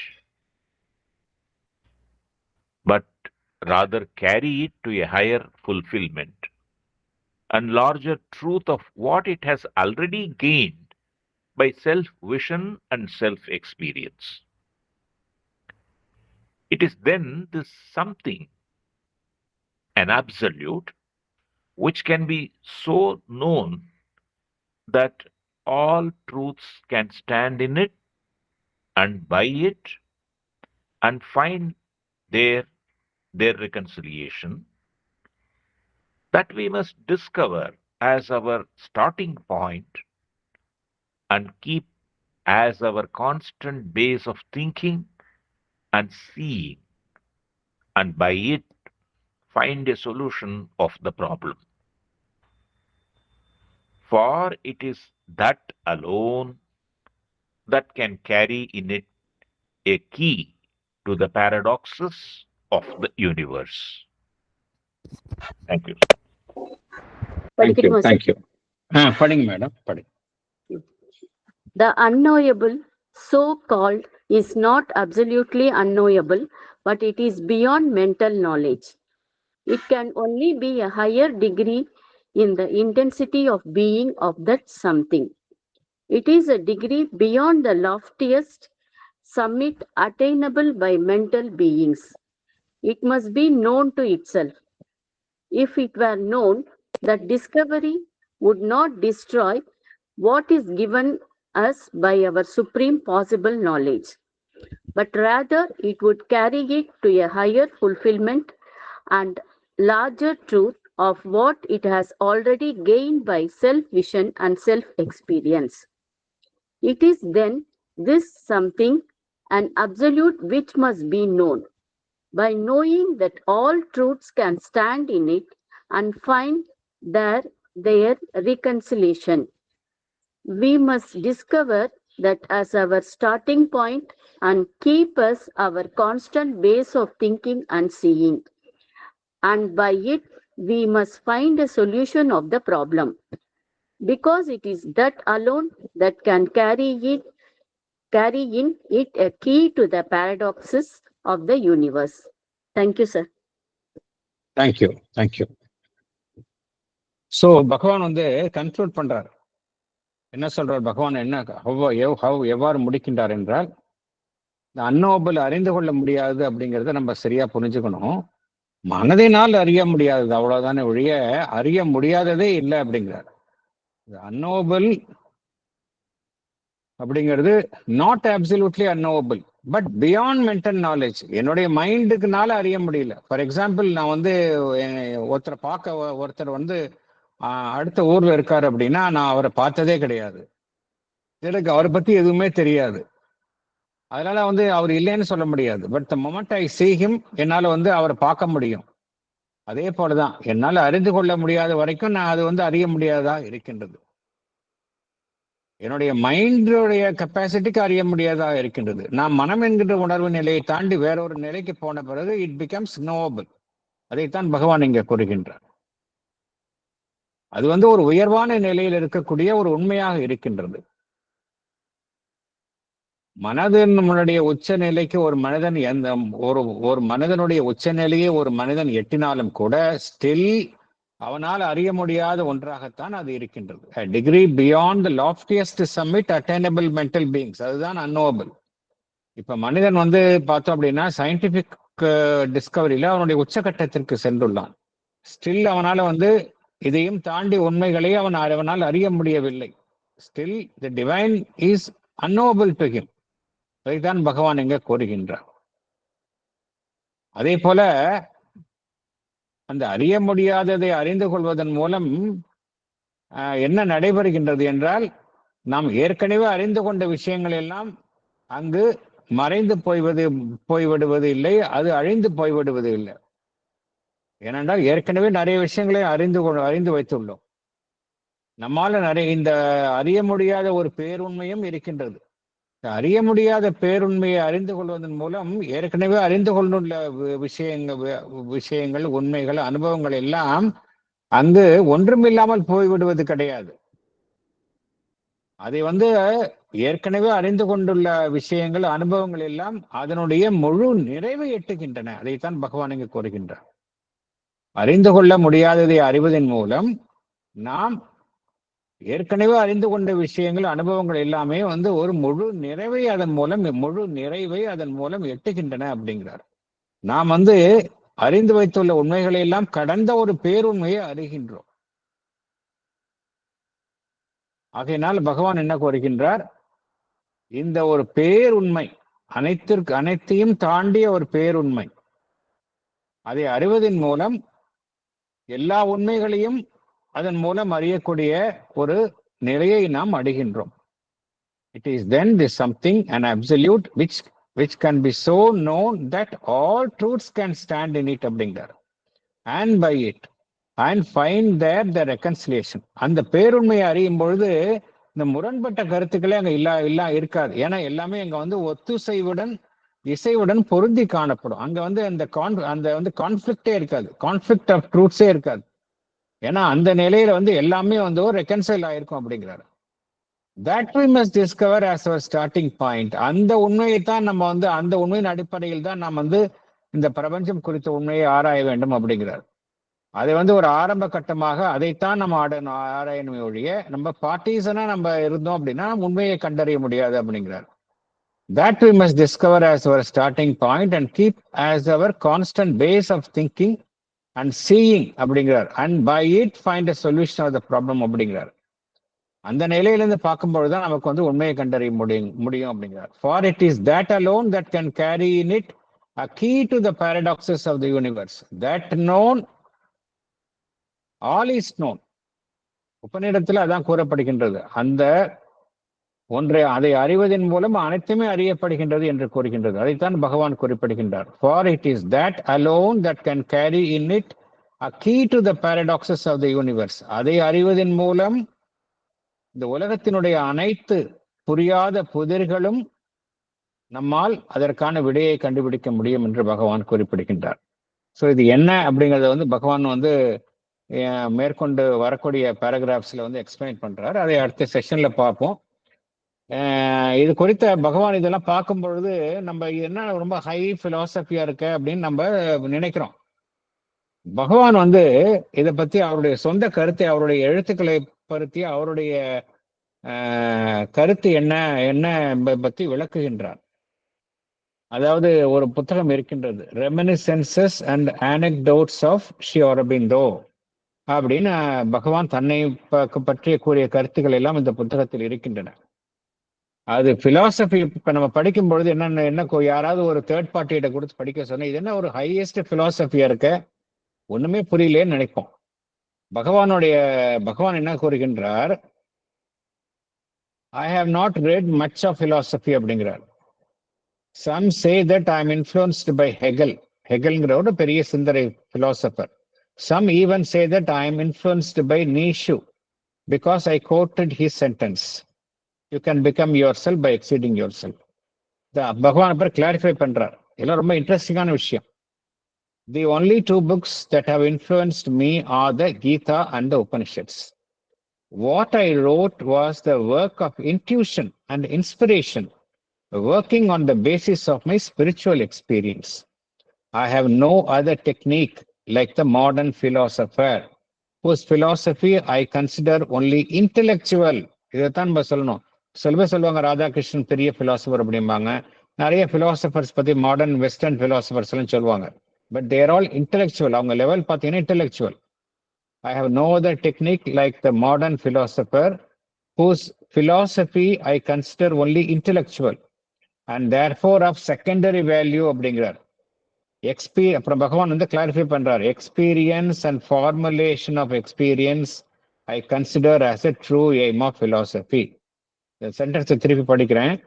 experience அனுபவம், formulation of experience I consider as the true aim of philosophy. எக்ஸ்பீரியன்ஷியலா நம்ம வந்து ஒன்றை அறிந்து கொள்வதுதான் ஒரு உண்மையான அந்த பிலாசபியினுடைய நோக்கமாக இருக்க முடியும் அப்படிங்கிறார். The rest is merely intellectual work and may be interesting but nothing more. மற்றதெல்லாம் இன்டெலெக்சுவல் ஒர்க் தான் அப்படிங்கிறார். இன்ட்ரெஸ்டிங்கா இருக்கும், ஆனா அதை தாண்டி எதுவும் இருக்காது. அதனால இதெல்லாம் படிக்கும்போது இது வெறும் பிலாசபி அப்படின்னு நினைத்து கொள்ள முடியாது. அப்புறம் வந்து பகவான் வேற ஒரு கருத்தையும் கூறுகின்றார். In my own case, so long as I was in the mind, I couldn't understand philosophy at all. I tried to read Kant, but couldn't read more than one page. Plato, of course, I read, but it was when I went above the mind that I could understand philosophy and right philosophy. Ideas and thoughts began to flow in. Visions and spiritual experiences and insight and spiritual perception, a sort of revelation, built my philosophy. It was not by any process of mental reasoning or argument that I wrote the Arya அப்படின்னு முடிக்கிறார் இதை. So இது ரொம்ப கிளியரா புரிஞ்சுக்கணும். இது வந்து எதுவுமே வந்து ஒரு ட்ரை பிலாசபி கிடையாது. இதெல்லாம் வந்து பகவானினுடைய நேரடியான கண்ட தரிசனங்கள், உண்மையினுடைய தரிசனங்களை பகவான் வந்து இன்டெலெக்சுவலா புரிஞ்சுக்கிற மாதிரி நமக்கு வழங்குகின்றார். பட் இதெல்லாம் வந்து மந்த்ரிக் வேர்ட்ஸ், எல்லாமே நேரடியா கண்ட தரிசனங்கள். அதைத்தான் பகவான் இங்கு விளக்குகின்றார். ஸோ இதை நம்ம எந்த பேக்ரவுண்ட்ல பகவானுடைய எழுத்துக்கள் அமைந்துள்ளன என்பதை நாம் அறிந்து கொள்ள வேண்டும். பகவானுடைய வார்த்தைகளின் மூலமே நாம் அறிந்து கொள்வது சிறந்தது. வேற எதுவும் கருத்துக்கள் இல்லை அப்படின்னா நம்ம க்ளோஸ் பண்ணிக்கலாம். Yes madam. சார், இந்த உலகத்துல இருக்கிற முரண்பாடுகள் எல்லாம் இறைவனை அடைவதற்கான ஸ்டெப்பிங் ஸ்டோன்ஸ் சொல்லி இப்போ ஒரு கருத்து படிச்சோம் இல்லைங்களா? அது வந்து பகவான் சாவித்திரி சொல்ற வரிகள் படிக்கலாங்களா? படிங்க madam. Book 10, Canto 3, page 625, line 155. All stumbled on behind a stumbling gate, yet every stumble is a needed pace on unknown routes to an unknowable goal. All blended and struggled towards the one divine. Thank you, sir. Thank you thank you. அதான் பகவான் கூறக்கூடிய கருத்தும். என்னதான் வந்து தட்டு தடுமாறி வந்தாலும் அந்த இறுதியான இலக்கை நோக்கி தான் செல்கின்றோம். அதுதான் உண்மை. அடமென்டைன் இஸ் இவால்விங் லா என்று சாவித்திரி வேறொரு வரியும் வருகின்றது. அடமென்டைன் இஸ் இவால்விங் லா. அந்த இவால்விங் லா வந்து ரொம்ப அடமெண்டா நம்ம வந்து கையை பிடிச்சி அழைத்து கொண்டு மேலே நம்மை அழைத்து செல்கின்றது. அதுதான் தட்டு தடுமாற்றங்கள் இருக்கும், இருந்தாலும் அதன் ஊடே தான் நாம் மேற்கொண்டு பயணிக்கின்றோம் என்பதுதான் உண்மை. Thank you very much. தேங்க்யூ.